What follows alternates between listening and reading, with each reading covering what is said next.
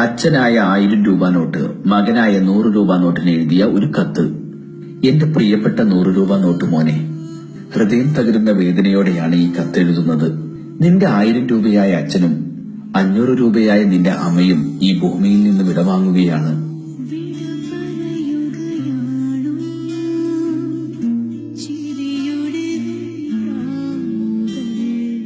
ഒരുപാട് മോഹങ്ങൾ ബാക്കി വെച്ചാണ് ഞങ്ങൾ നിങ്ങളെ വിട്ടുപിരിയുന്നത്.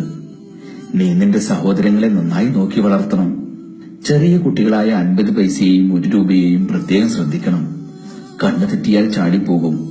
5 രൂപ മോളുടെ മേലിൽ എപ്പോഴും ഒരു കണ്ണ് വേണം. ബസ് കണ്ടക്ടർമാരുടെ ബാലൻസ് ലിസ്റ്റിൽപ്പെട്ടാൽ തിരിച്ചു കിട്ടാൻ പ്രയാസമാണ്.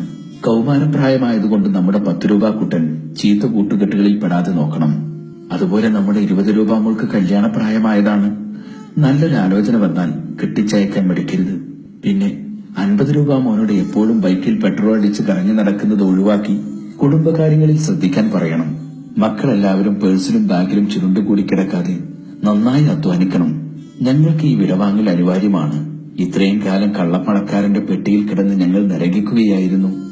ഞങ്ങൾ യാത്രയാവുകയാണ് ലോക്കറും പെട്ടിയും പേഴ്സുമില്ലാത്ത ലോകത്തേക്ക് എന്ന് നിങ്ങളുടെ സ്വന്തം 1000 നോട്ടച്ചനും 500ന്റെ നോട്ടമ്മയും.